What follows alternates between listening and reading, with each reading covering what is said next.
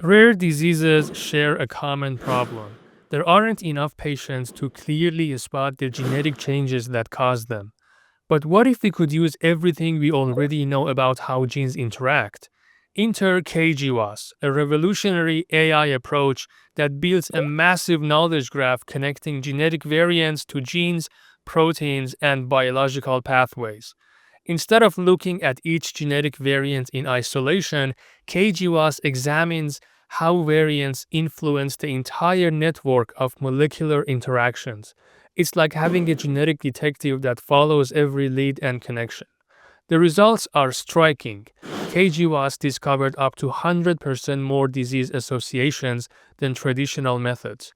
Today, we're diving deep into this breakthrough with the researchers who made it possible. Perfect. Welcome to the show, guys. Thanks for making it.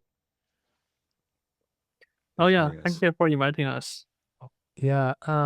Okay, let's talk about your exciting paper, which I think it's still a preprint, right? It is, it is. Hmm. Great. So let's talk about KGWAS. Can you give us like an elevator pitch of KGWAS? Yeah, I think the key idea of a KGWAS is like for GWAS, it's a very powerful method trying to identify genetic variants for diseases. But it usually requires a huge sample size. There's a lot of reason why that is true, but this sample size is typically on a scale of like tens of thousands, hundreds of thousands. And we know that for many diseases of real world interest, for example, like rare diseases or even like most common diseases, we don't have that large of sample size. Because we cannot collect that much of genetic data. It's very expensive to curate a cohort of people who have the disease. So in the end, we just have a large array of diseases where we don't have that sample size and we cannot run GWAS. I mean, we can run GWAS, but the number of hits discovered from GWAS is very, very small. So that's kind of the idea of KGWAS, is to really improve the power of GWAS, especially in the small cohort sample sizes diseases. Yeah. Hmm. Interesting. And I think one might ask here that is it like something inherently good to just finding more hits?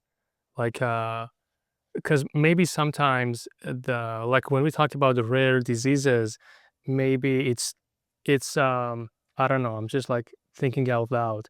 Maybe the value is that we have like very few signals, and each one is like very promising, compared to like something like height, which is like across the whole genome, and like each one is very a small effect. So, would you say like there is a like there's something inherently good about having more hits in GWAS? I mean, this is more like we want more hits as long as the hits are real, like not the bogus ones. And also, it's always the case that for the larger effects, hits are more interesting than the small effect hits. Another problem here is that for a lot of rare diseases, we just don't have anything. Because, Hmm. like, whenever there are large effect variants, they have already been discovered. And now, for a lot of diseases, we sort of lack treatment, we lack the drugs for them.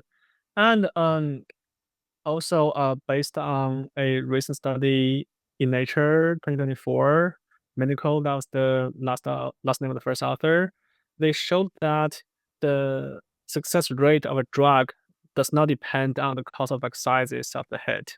It's more like, as long as the causal variants for the traits are real, despite their effect sizes, they are sort of equally good. So, Hmm. in this sense, it's always the case that as long as we can find more causal variants for a given disease, and if we can provide functional interpretations for those variants, it's overall a good thing for drug development. Yeah, I agree. Can you tell us about the origin story of the paper? Was there a specific pain point that you were trying to solve with this KGWAS model? Yeah, so I think originally it's actually it was a discussion with the pharmaceutical company GSK. Mm. Um, So basically, GSK, I think they encountered this issue, right? There's a lot of human genetics data sets, but each of the diseases, they only have very small sample sizes. And the interesting is if there's a more advanced method that can dramatically improve power so that they can identify new targets and develop a new drug after that. So that was kind of the original motivation. And then the reason why they reach out to our group is that basically we are working a lot on these knowledge graph ideas, and we know that knowledge graph contains a lot of prior knowledge.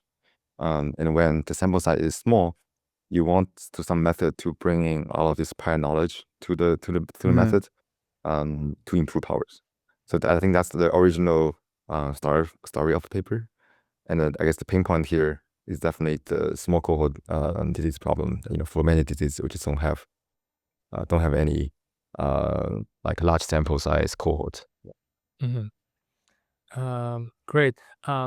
Well, if you guys agree, let's waste no time and just dive into the first figure, which is about the architecture of this knowledge graph. Can you walk us through this, like how you guys made this network, how it works? Yeah.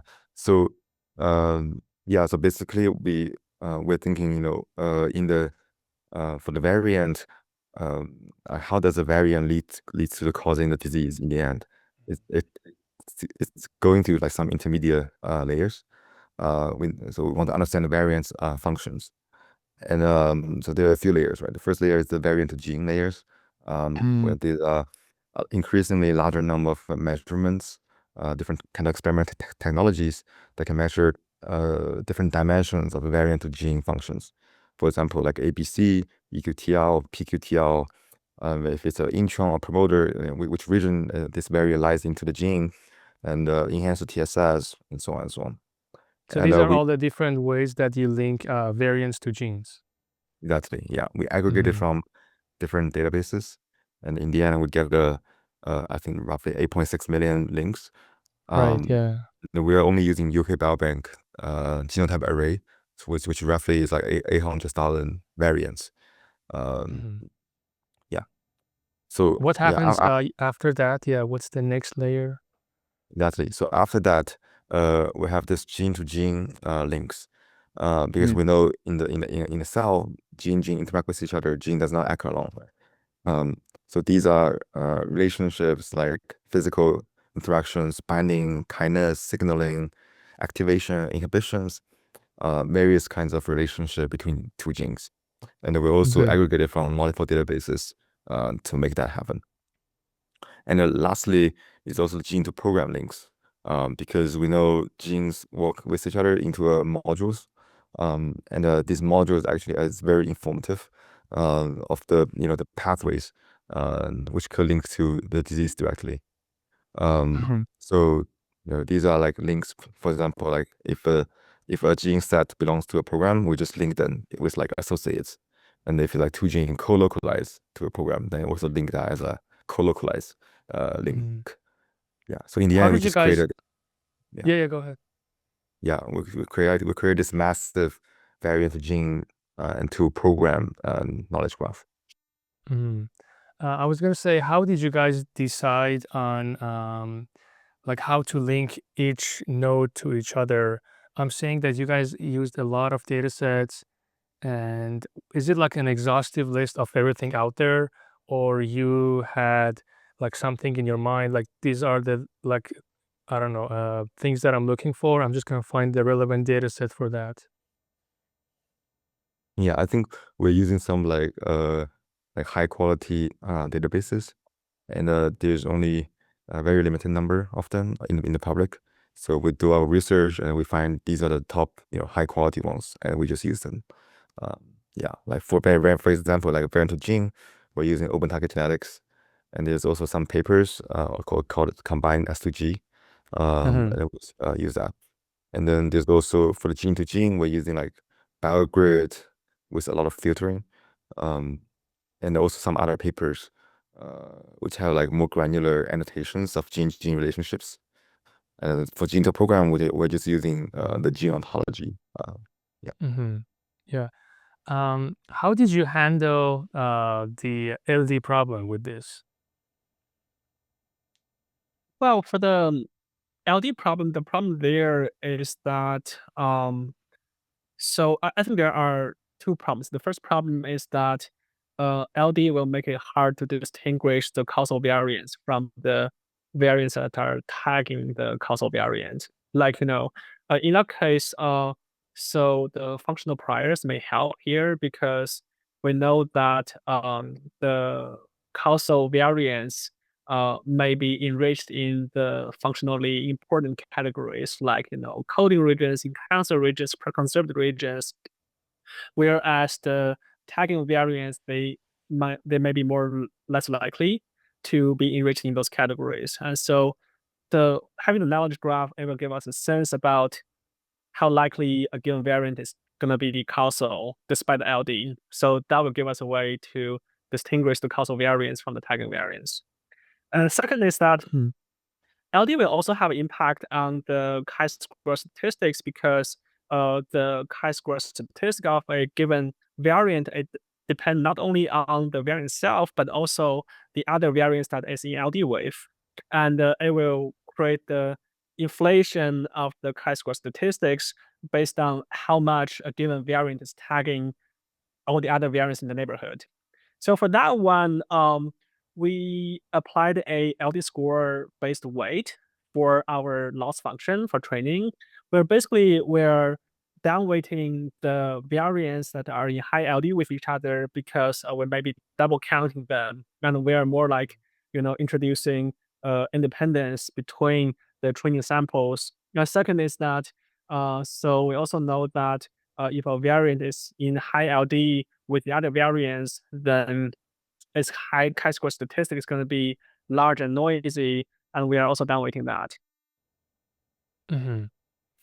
So the GNN model predicts the chi-square, and then what happens from going from chi-square squared score to p-value?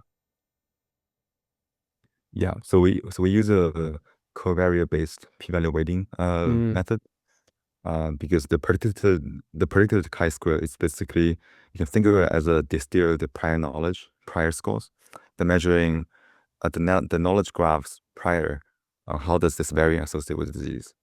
So if it's an informative covariate, then ideally, if, for example, if the covariate is like the predicted chi-square is high, then we have a stronger belief that maybe this variant would be more likely to be associated with the disease. Yeah, so and we use a statistical method, which is like a standard method in the covariate-based value weighting literature, that automatically re-weight the p-value. And this method is shown to have like false discovery rate control globally. And if it's informative, it will kind of rebalance it and to identify more discoveries. And if the covariate, if it's not informative, it will just like keep the same ratio. No discovery, but still keep the false discovery control. So does the model also recalculates the effect size? We don't. No, we don't. Unfortunately, this is something it's not straightforward to do, so it's more like in the figure directions. Okay, I mean, this looks amazing. I'm just looking at the architecture, so many nodes and connections. What does it take to train a model as big as this one? Yeah, so I think we're using a graph neural networks. It's like a relational graph neural networks. So like each edge will be encoded with different relation types, and we have roughly like more than, I think, 100 million. Oh wait, no, 10 million, more than 10 million links.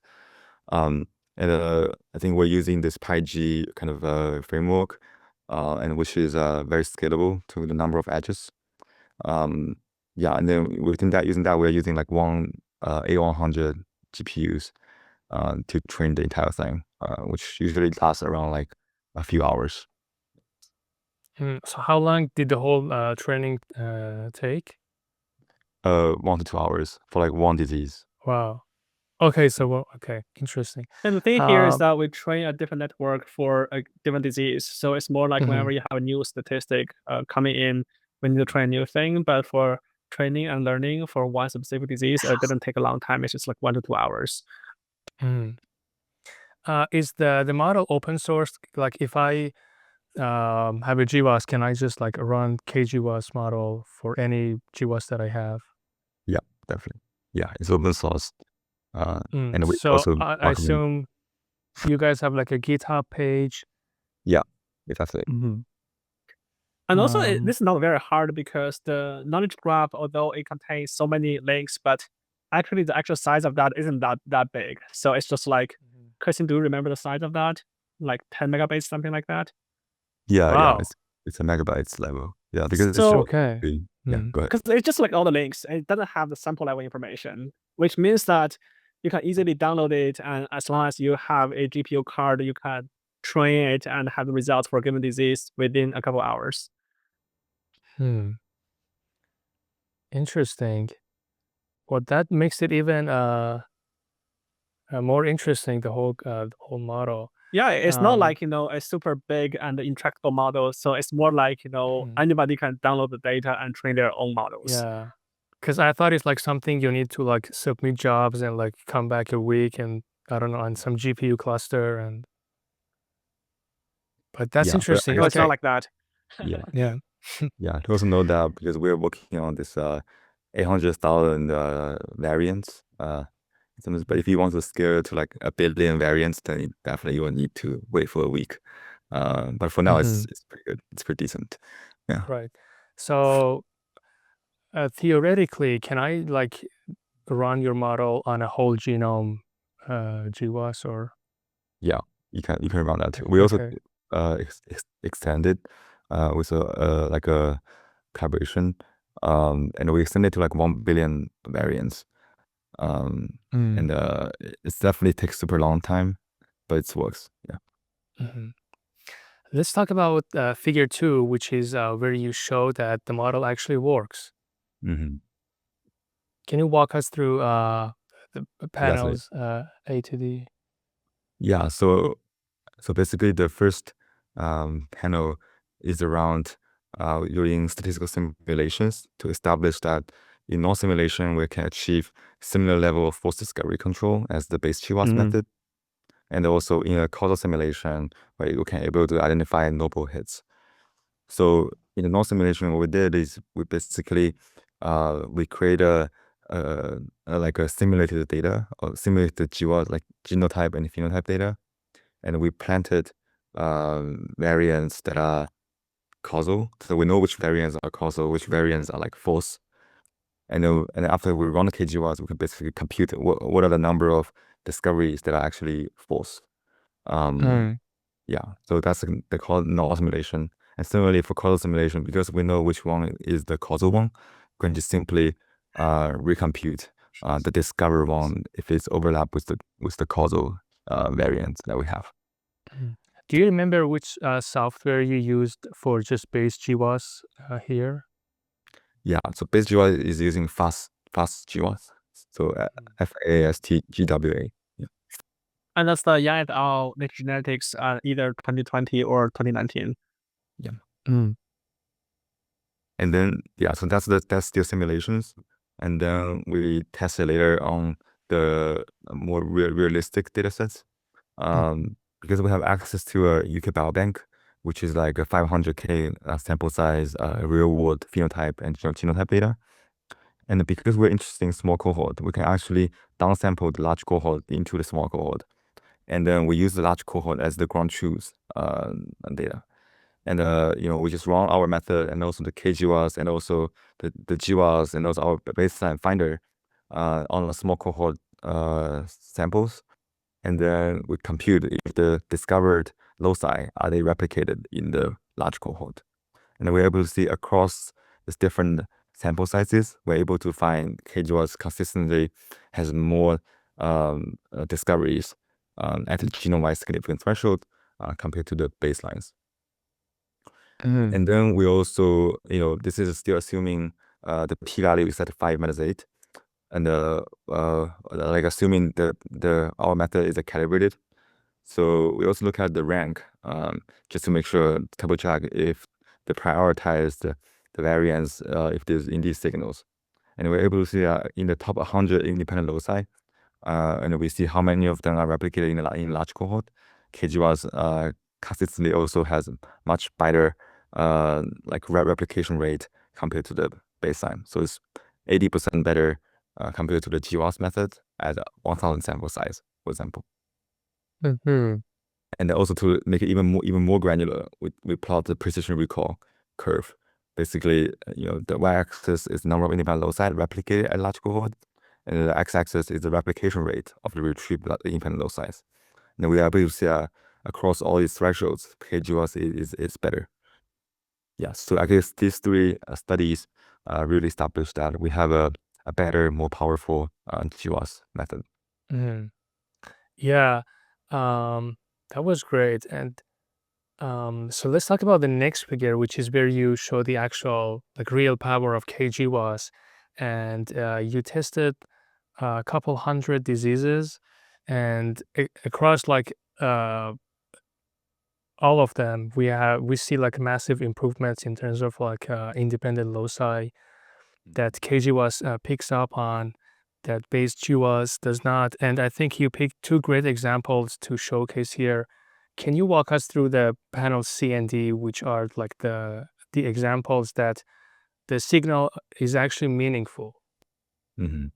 Yeah, definitely. So basically, we after we established the method, we run it on 500-ish real-world small cohort diseases, and we look at a few of them as the case studies. So the first one we look at is ulcerative colitis. And for that disease, we're able to find the one low hits, which is missing at the base GWAS, but it's actually significant at the KGWAS. So this is a loci at the chromosome 11. And here we visualize in the panel C here. And then we kind of would delve into the literature, try to understand like if this variant is really kind of causal for the disease, if there's evidence suggesting that, like some orthogonal evidence. So we're lucky to find that there's actually a paper that independently does this very specific enhancer knockout at this precise region in this Nasrallah et al. 2020 paper published in Nature. And they deeply dissect this area, and is able to find that this region is actually pretty causal for the Colitis phenotypes. So, for example, in a histological experiment, able to find knocking out this enhancer actually increases the Colitis score.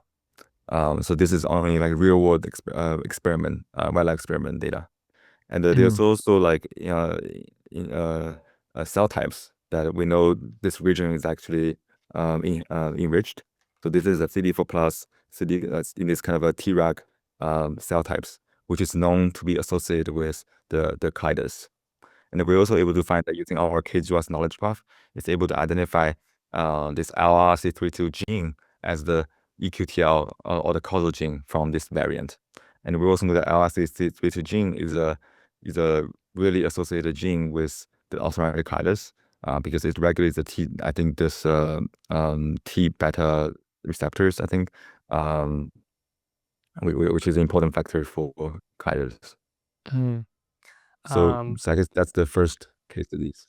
I mean, yeah, go ahead.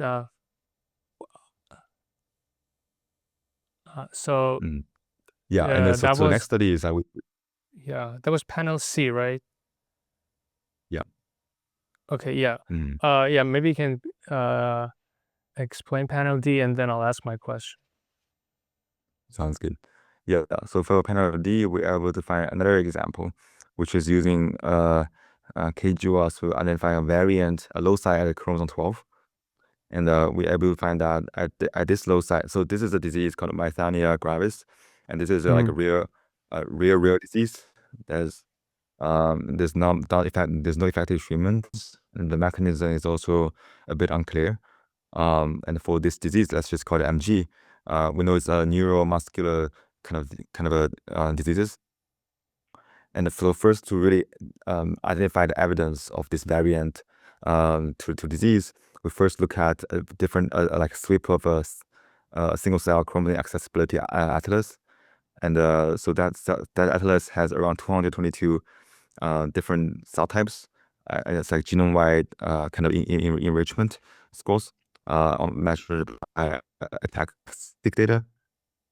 And so basically we compute the enrichment of this region across all the 222 cell types.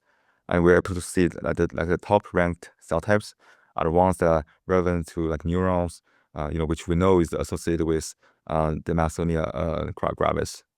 So we're able to say, for example, here the astrocyte ataxia has an enrichment. And another interesting thing is like we're able to do some more literature research using our KGWAS. We map this variant to the PPHLN1 gene, and this gene actually is shown clinically to have this neuropathy phenotypes that's kind of overlap with a lot with this MG phenotypes. So this gives another layer of evidence that maybe this variant is the truly causal variant or loci for the disease.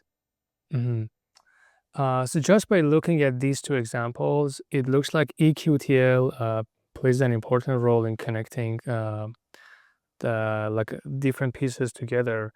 Did you like look into what piece of information contributes the most to like boosting the signals?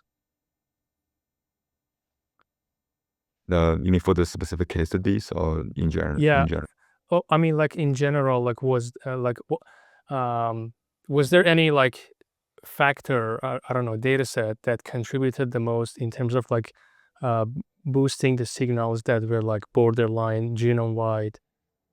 Yeah, I think we did some in-depth kind of ablation studies where, for example, we remove each relation types and see if there's performance changes.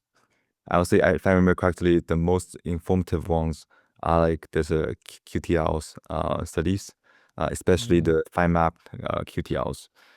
Yeah, and then we're also able Right. to update on other parts of the data. For example, because we also have like variant features, gene features, and these are also essential part of things. But I would say overall, it's a cumulative power of a lot of different evidence that makes the framework works. What I also like about these two is that they're like completely different diseases. They're both rare diseases, right? Yeah. And So ulcerative colitis is relatively common, but it's still also less, like in the UK Biobank, it's infecting less than 5,000 people. So right. Yeah. And so like they both target like different organs and cell types, which is interesting because the model is context agnostic. And we know that EQTLs are like highly tissue specific. So, I mean, I was gonna say, like, did you guys think about having like tissue specific or like organ specific, I don't know, like cell type specific knowledge graphs? But it looks like this like giant context agnostic is working perfectly. Yeah, I think that, it's definitely one of the next steps, and we have been considering doing that. So there are a few challenges. The first one is that, it's really hard to align the cell types. Like, the cell types from EQTL data may not be the same cell types from ABC data, may not be the same cell types from single cell data sets. Whenever we're talking about specific cell populations and different data sets, we're talking about different things. And second is that we sort of don't want to introduce bias because the data is more available for certain cell types than the other cell types. For example, blood cell types or PBMCs, we have a lot of data, not for brain cell types and for the other tissue types where the like solid biopsy is hard, then we sort of have less data. So that's the secondary consideration. Yeah, and third one is more like, once we have the cell type, then how do we incorporate the cell type information? And so now we're thinking about there are two ways. The first way is that now for this knowledge graph, we have the variants and genes as and gene program as nodes, and we can also include cell types as also nodes. So if we can see that a variant is linked to a cell type and a gene, something like that, then we know that the variant may be regulating a gene in a given cell type. Or the second possibility is that we can, so now we have a different relationship, like, a different set of links for different relationship, like for a given variant, a given gene, there might be a lot of links. Like there might be a EQTL link, there might be an ABC link, there might be a like a PC link, things like that. And we can further make those links specific to certain cell types. But overall, I think like it's just like more data curation is definitely possible. Just more data curation and harmonization to make sure we are looking at a uniformly processed the knowledge graph. Mhm. I'm just curious, like when building this graph, I mean, like you aggregated so many different data sets, and I assume there were some instances where they had like conflicting resolutions. Is that true?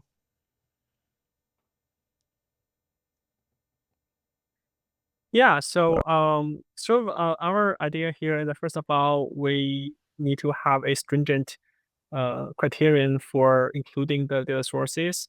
But then, so for example, for the SNP2 links, we primarily used all the links from a recent paper called CS2G, which has already done the work for us. So it has like a good collection of all different kind of links, which are uniformly processed with high quality and stringent processing criterion.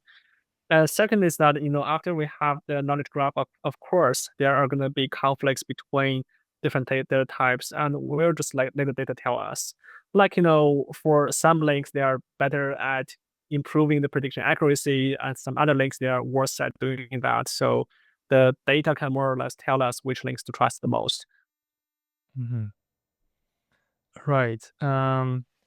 So yeah, let's move on to the next figure, and this is where.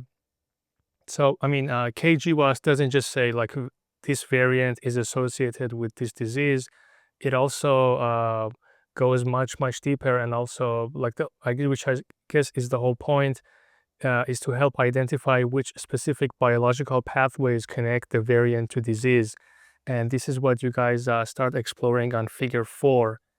Can you walk us through Figure 4 and the panels there? Yeah, so yeah, as you mentioned, so we want to move beyond simply improving power, because we are grounded the GWAS signals over the entire knowledge graph.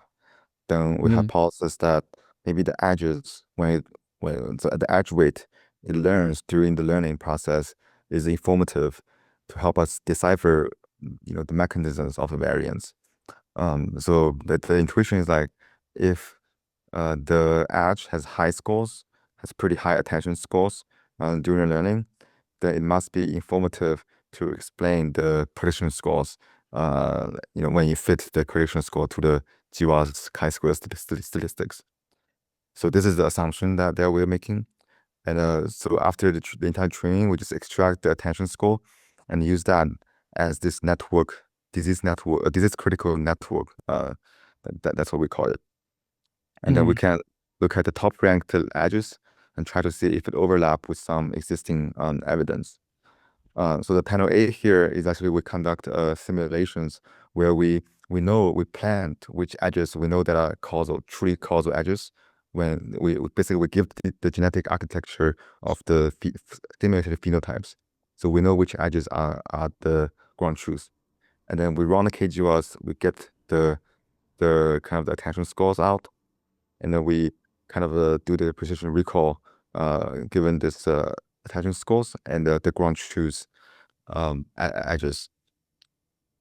And we're able to see our KGWAS is much better than this other state-of-art graphics interpretability method called GSAT. And then but that's still on simulations, right? So we tested on like real world data. So this is on we're using Open Target Genetics. They have a team that curating a set of ground truths labels around the variant to the genes in each diseases. So they know these links are like truly causal links. And then basically for these truly causal links, we run our KGWAS on these 40 liters, and we look at which of this, so the percentiles of this ground truth links lies in the entire kind of variant to genes weights. And we're able to say that this ground truth link weights is like very high for this four kind of manually labeled ground truth V2G genes, V2G links. And then similarly, for the gene-to-gene links, we're also doing something similar. We get the ground truth data from a perturb-seq on like K562, like genome-wide perturb-seq data sets. And from perturb-seq data set, we can easily infer a gene-gene links where we have the FDR smaller than 0.05 as the ones that we call there's the signals that this gene and that gene is interacted in this K562 cell lines. And then we identify a blood trait that we know is very important for K562. And in this blood trait, we run KGWAS and list out all the gene to gene links. And then we're able to find that for the FDR smaller than 0.05 links in the perturb-seq data is much more enriched compared to the background G2G links, background distributions as well. So this basically means that the network, the edges at least, like prioritized by this attention score is like meaningful. It's not very precise right now, but it's meaningful. Yeah,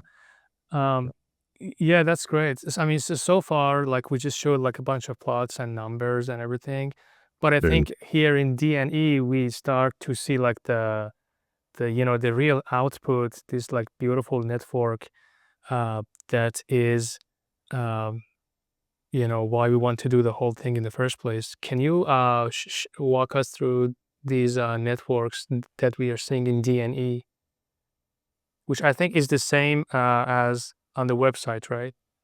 Yeah. Oh, amazing. Yeah, of course. So here we're using as an example on Alzheimer disease. We choose Alzheimer disease because we have a lot of ground truth data around which links are useful and which genes are associated with the Alzheimer, and it's also a very important disease, right? So basically what we did is we identified two variants, and then these two variants are I think have like genome-wide significant, and then we apply KGWAS network interpreter and identify the top 3 links, the links that have the highest attention scores in the neighborhood around this variant. So for example, the first variant links to the MARK4 genes, ApoE genes, and these other genes. And then so for so the GWAS hit is like the snip in the middle in the like pink. Okay. That's nice.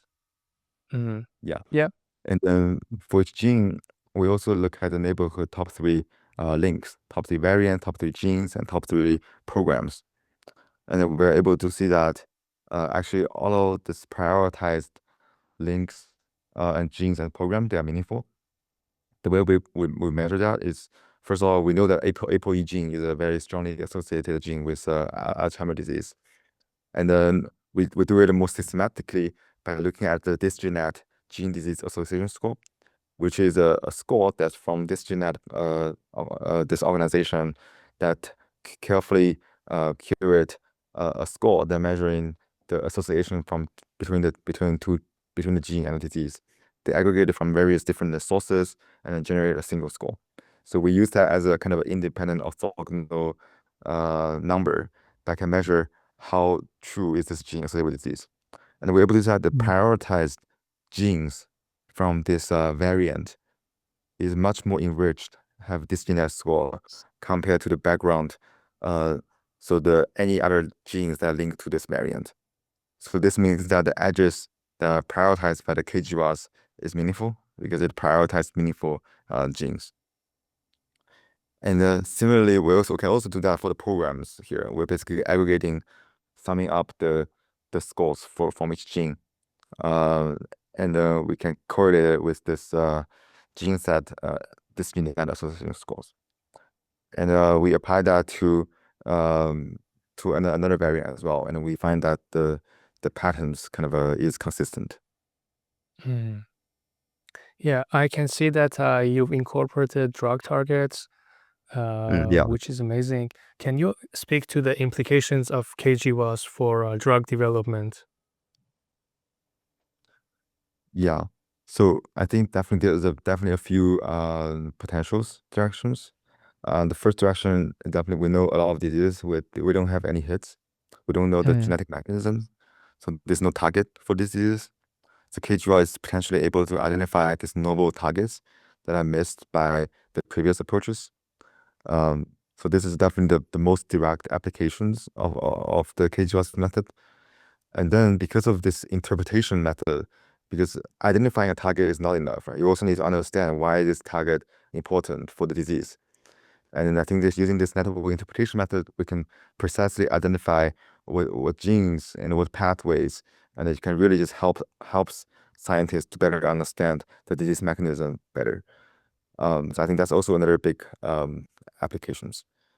And I think in the next figure, we'll also show that the KGWAS can, when combined with other existing methods that building upon GWAS, it can actually also improve on these post-GWAS method. Like for example, identify more causal genes, identifying more causal cell types, and so on. Yeah, so I think in application for drug discovery is pretty wide.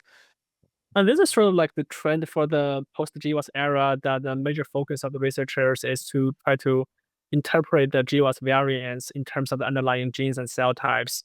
And so KGWAS sort of offers a like end-to-end solution where you can directly do GWAS association and linking the variants of genes all at the same time, so that you not only have the discoveries, but you also know like what lead to the discoveries, and also for the variants, which genes should we be further investigate.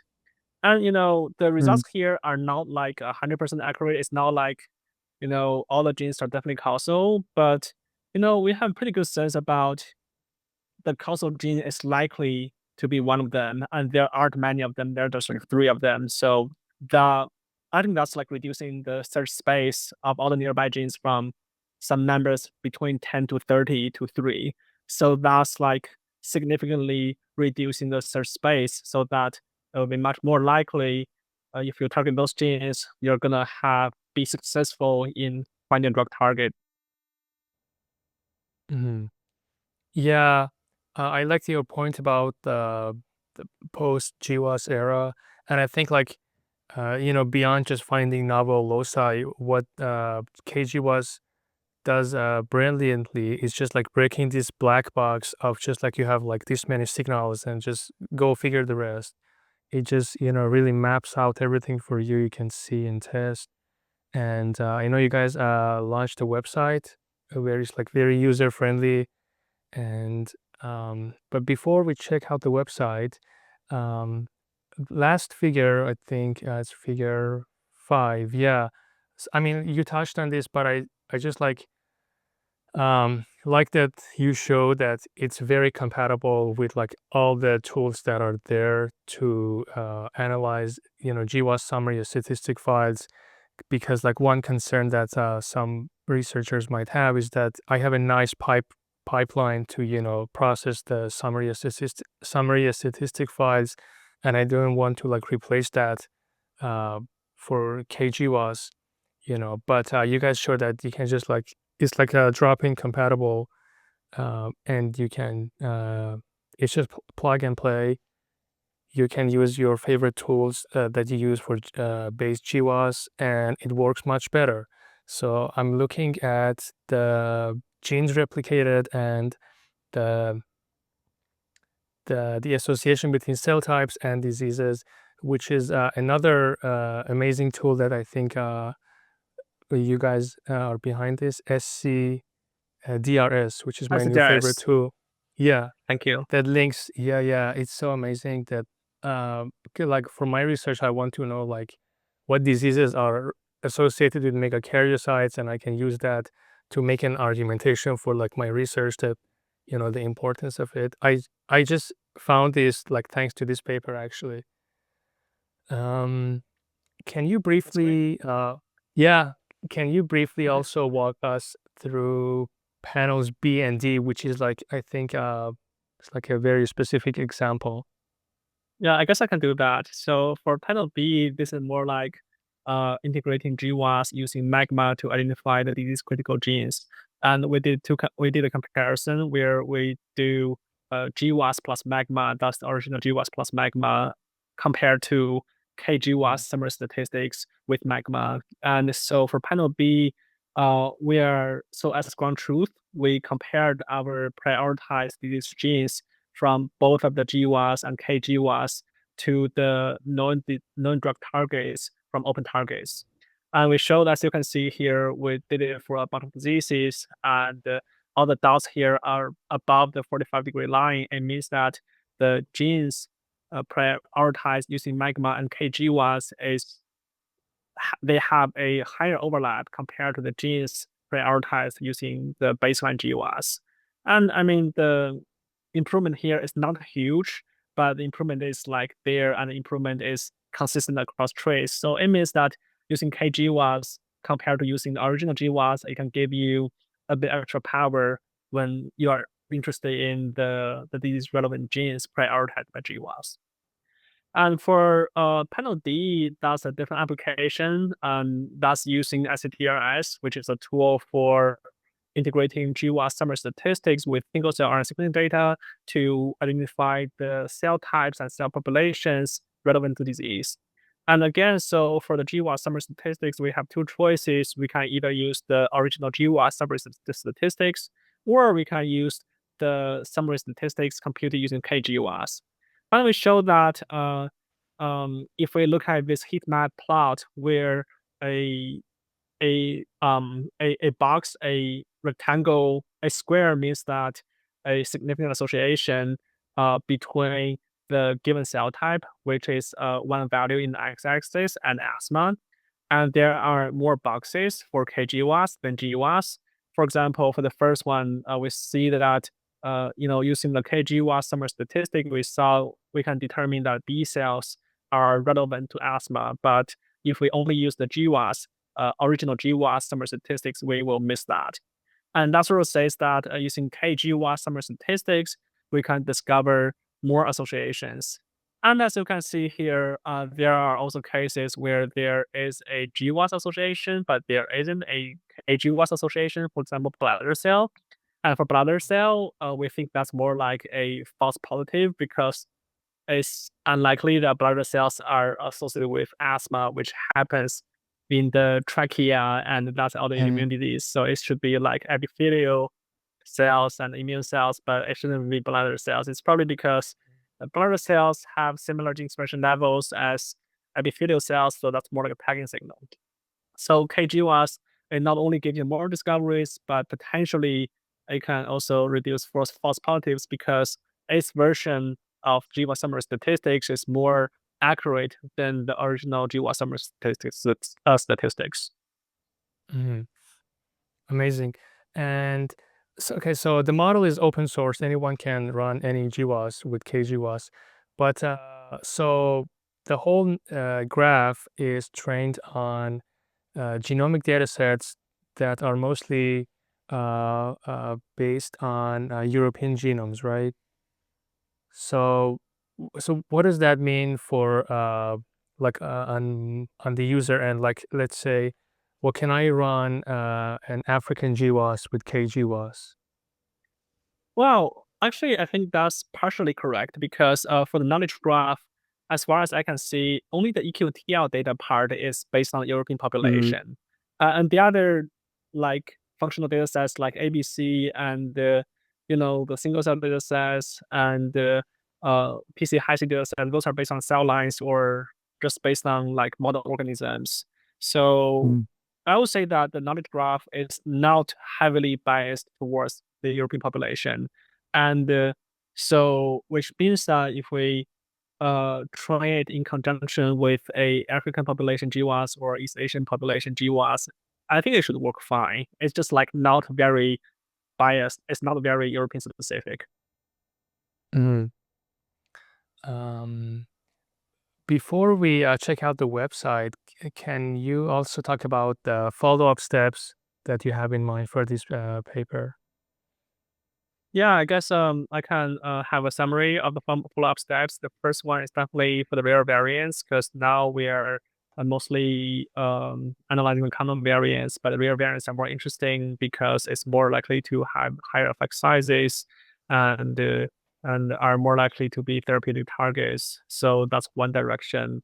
And the second one is to incorporate cell types, as we talked about earlier, that usually for a given variant, we sort of need to know what are the underlying genes and also what are the underlying cell types, so that the scientists, like the wet lab researchers, they can do functional follow-ups by developing a system with that specific cell type of cell line to do some functional perturbations.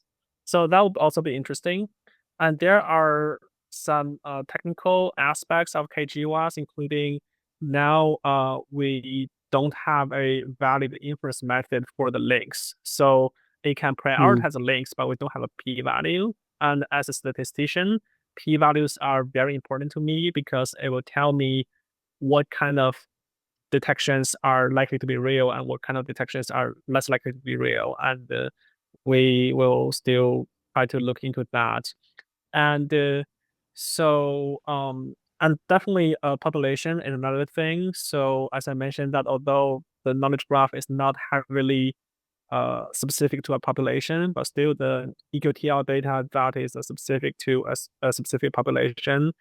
We primarily used the fine-mapped EQTLs from GTAX, and which is primarily based on the European population. So gearing the network to accommodate for more diverse populations can be important. And then, that will also imply we need to do something about LD weights. We will need to use the LD scores from that specific population.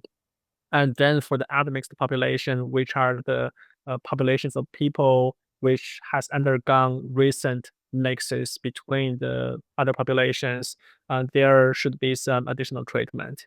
Kexin, did I miss anything? Yeah, I think it's a great coverage of most of them. Yeah. Awesome. So for anyone who wants to run this model, what are the input files that they need? What are the output files that they can expect to get at the end? And can you give us like a sense of like computational resources that they need to run this model? Yeah. So the input file so assuming you're running on the UK Biobank genotype array, the input file is just GWAS summary statistics, and also LD panel of the corresponding population that this GWAS relies on. And the output file here is a KGWAS summary statistics. Yeah, I think that's it. If you want to change, for example, if you want to use another set of variant, then we also have a script that can modify the knowledge graph. So you can create a customized knowledge graph just for your variant set as well. How can I get those like beautiful networks for each variant? Yeah. So for that, we have a website where you can directly get the predictions from KGWAS for most of the diseases. But for your customized GWAS summary statistics, you'll probably need to write some custom script to generate that figures.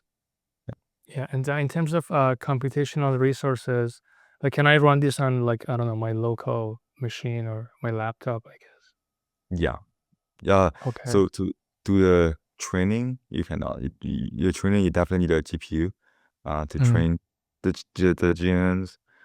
But I guess to the inference and do the covariate-based weighting and these kind of stuff, you can do it in your laptop. But I would say you will require a GPU if you want to use it.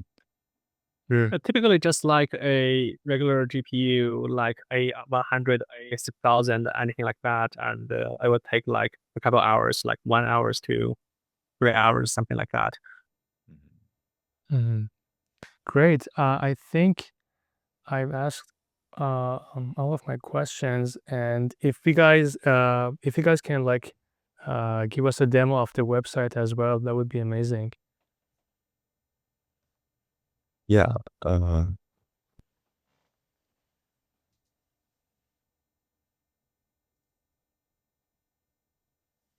Let me open it up. Sure.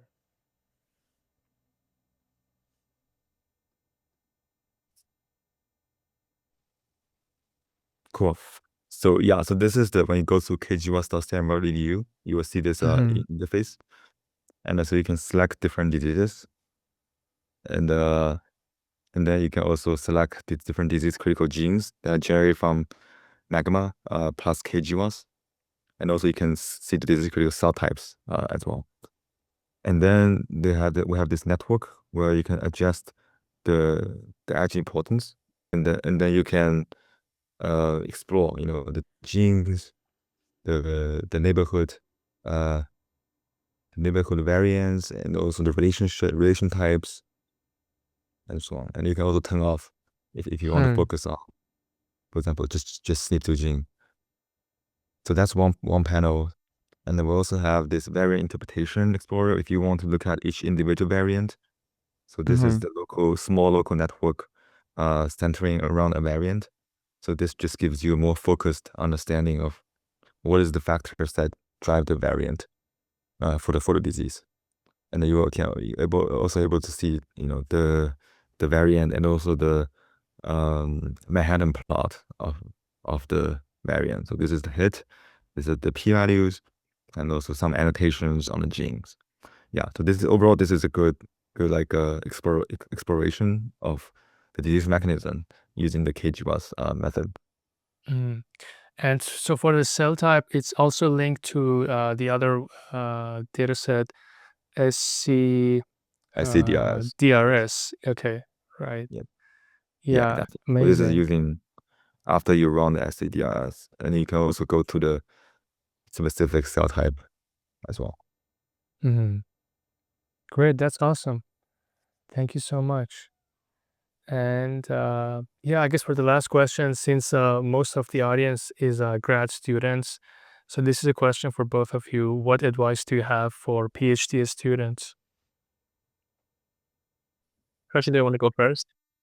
Yeah, so I'm also a PhD right now, so I guess I'm graduating very soon. So I guess my advice will definitely be open-minded and embrace every new research ideas. Yeah, I think that's a lesson that I learned, and I think it benefits me a lot.